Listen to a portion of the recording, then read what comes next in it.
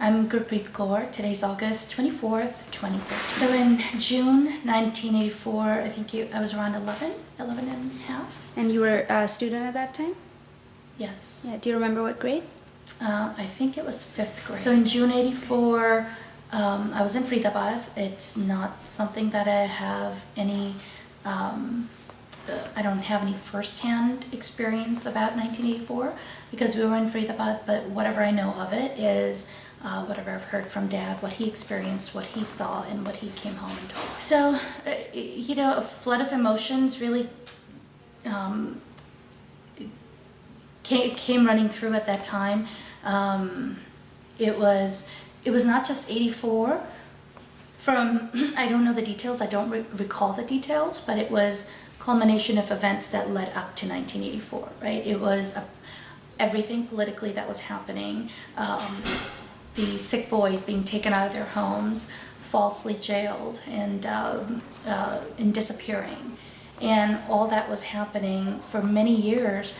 And then Sant Bhindranwale, from what my perspective was at that time, he was basically standing up for the Sikhs and for the innocents at that time, and defending his homeland. And few people who were basically saying, no, you can't do this to us. You attack our home, we're going to defend ourselves. And that was my perspective of what was going on. Mm-hmm. Tension was just building. And then from what I remember, he was, the base was in Amritsar at the, I don't know at what point things shifted the focus shifted to Darbar Sahib, but next thing I recall is that he was there with his supporters, and then and it was a Sikh, a lot of Sikhs were going to the Gurdwara to pay homage and to do ardas, and it was a day. It was the most popular day to go to the Gurdwara. It was Shahidi Gurpurb, and so. To really sum it up, so what I think happened at that time, I mean, it just felt wrong. It felt like I didn't have any words to define my emotions at that time, but I know at that time I felt like human rights violations. It was not a matter of who's sitting at the opposite end with a gun and who's shooting at whom. It was a matter of why would the military just come in with tanks, with guns, and kill innocent men and women. And if these people were really terrorists and they were terrorizing the innocent, then there could have been a better way to approach that situation and gain control of it. And it really reflected on the Indian Army and the Indian government, the inability to really have any sense of it really reflected their loss of control over the situation, where they felt like they had to go in to our Golden Temple, place of worship, where you have innocent people, and you just randomly start killing and shooting. You go in with tanks and with machine guns, and it was just pure carnage. So it makes you think, how can anything like this happen? And who would do something like this? And how can you justify, however someone tries to justify it, you can't. It was mass massacre, and it was just, from how I see it, it was, I don't think it was surprising that this happened, because it was coming. It seems like the plan of the bigger, to get rid of the Sikhs. Why else would you cut people off at their roots? Not anyone that I know of personally, other than just my dad, who, when he was a witness to a lot of the events that happened, our home in Amritsar is really close proximity to the Darbar Sahib, about half a mile. The bird's eye view from our home, from the top, you can see part of the Darbar Sahib and the various gurdwaras, and you can look down and see parts of what's going on. Mm-hmm. So when Dad came home, he told stories about that from the Galian there were trucks were just filled with dead bodies, just piled on like garbage, and mass cremation of all the dead bodies that they were dragging out of the Gurdwara. And and it was basically truckloads right down our gully when the trucks were the military was taking all the dead bodies out. So it was, I think how it affected my father is how it affected me, because I felt and I saw through his eyes. In November '84, Dad was in Gurgaon on a business trip because he did business frequently between Amritsar and New Delhi, in Gurgaon. And I was in Faridabad with Mom and my brother, who was at the engineering college right across the street from us. And I remember I was in school. The news, it was announced at school that Indira Gandhi had been shot and that she had died. School was closed, half day, I think it was around noonish. We came home, and as soon as I got home, it was just a lot of unrest happening around the house, because people were shutting down all the shops. All the factory workers from our home had a lot of factories that are leased out, so all the factories were being shut down. Everyone was leaving. And then Mom said, let's go ahead and get some shopping done. We need to get some grocery shopping. So we were at the market, and at the market, the shops were shutting down, and the shopkeepers were saying, "Bhenji, tusi itthon chale jao, halat theek nahi hai, and tusi jaldi itthon chalo." So I remember Mom just quickly gathering whatever we could from the shops that were open, and coming back home, and that was pretty much it. The days that followed, I think all I remember is everything after that just goes really dark in my memory. Everything is just like a big cloud that just, it's like a haze that just lowers on all of my memories since then. What I remember is, so we were at home, and the neighbors and some of the factory workers were bringing in the news that on the streets, just literally down the street from where we were, any recognizable Sikh on the streets was being beaten up by the mobs. They were being killed. They were taking the tires from their own vehicles and putting them around people and pouring gasoline on them, tying their hands and feet with their own pagdis and their chunnis, and men, women, and children. Yeah, so there's a few things that I remember. It was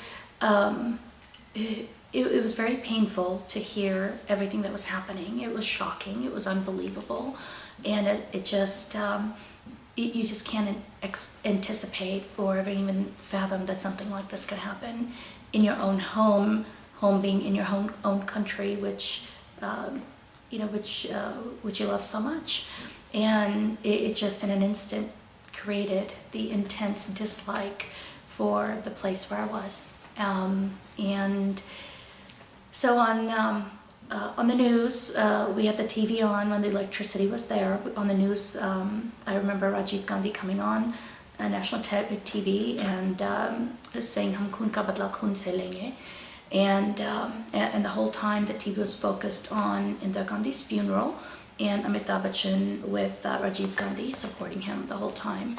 And so there was nothing on the news about what was going on, but whatever we know is what the news was coming in from people who were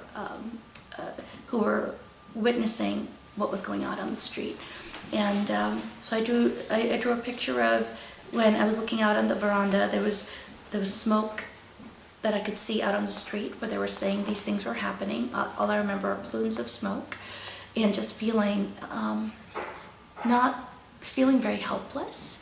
I wasn't scared. I was naively not afraid, but I was very helpless. I wish I could do something. And my brother, who was in engineering college, we had a shotgun.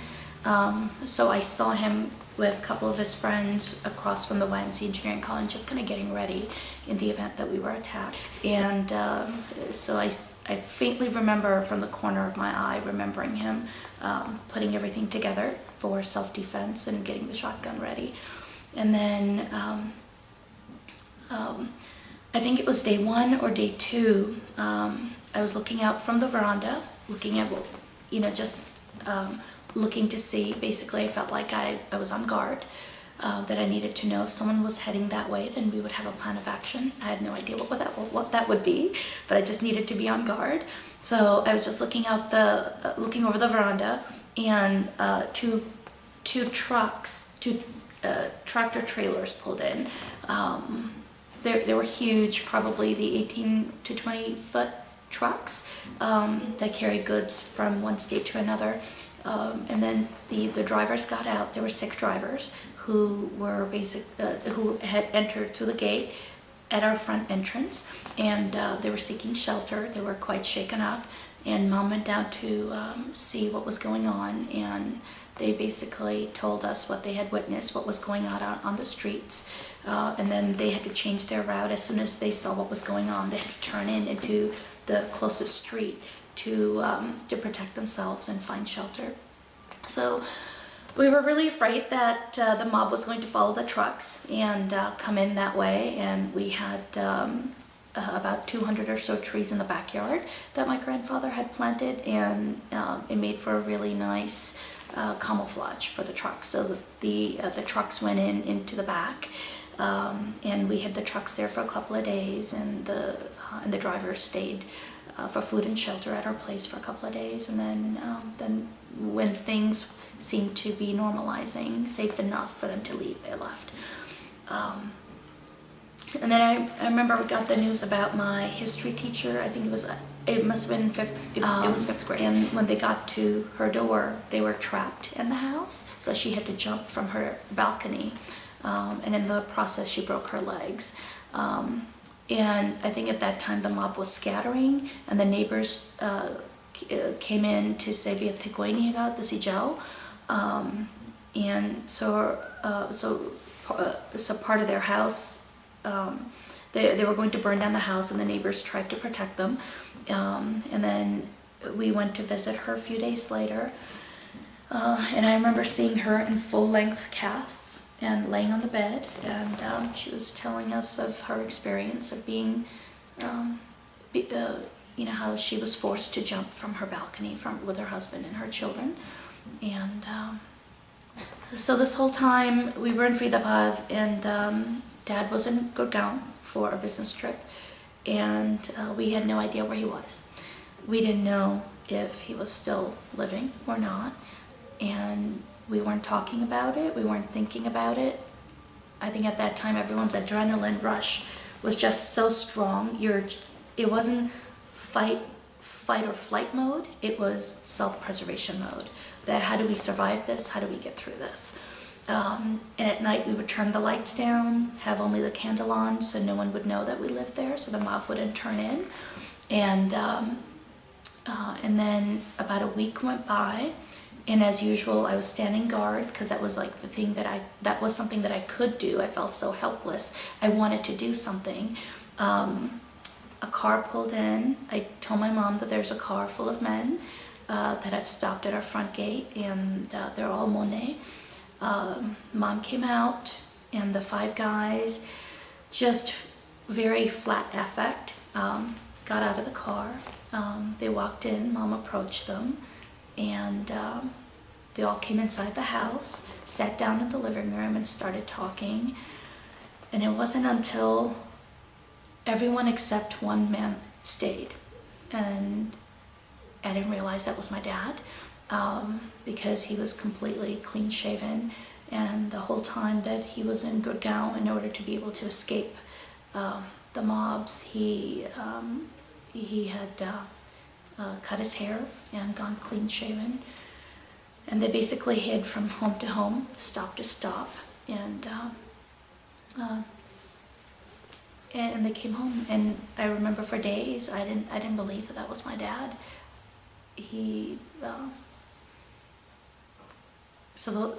I don't think any of our lives have been the same. And the pain never goes away of just feeling my dad's pain and everyone else who suffered, even though it's not my direct injury. It's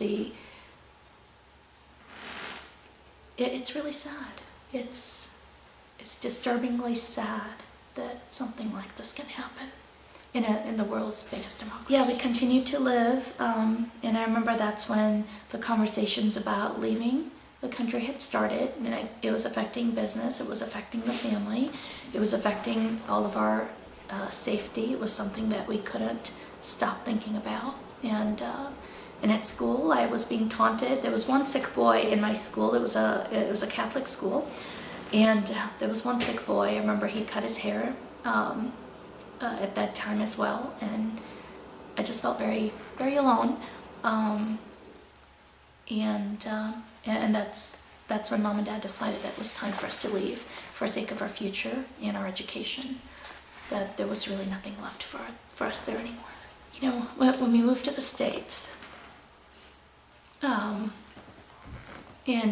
we read the Diary of Anne Frank, and I really felt at that time that was a character, that she was a person that I could relate to. And the story was so close to heart.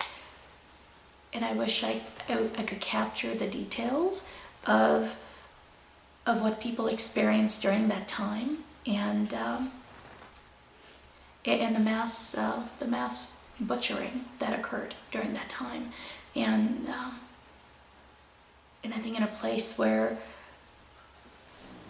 people are treated like animals without any regard for humanity is no place for me.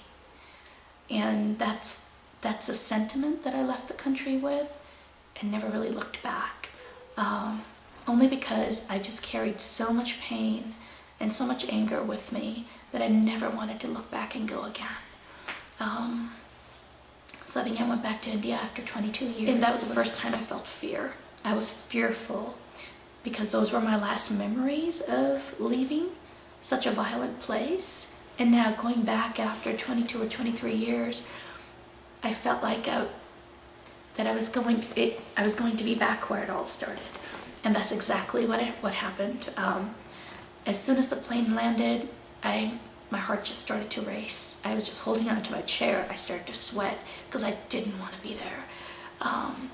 And as soon as we got out of the plane, the sweat, the smog, the dust that I remembered from 23 years ago, it just hit me like a whiff. And it just it took me back in time instantly. And I was there for about a week. And the whole time I just said to my husband, I want to go home. This is no longer home for me. I have nothing left here to cherish or I want. And while everybody else wanted to shop and do other things, I had absolutely no interest in putting a single cent or a penny back into the place where we lost it all. Yeah. Thank you, Gurpreet.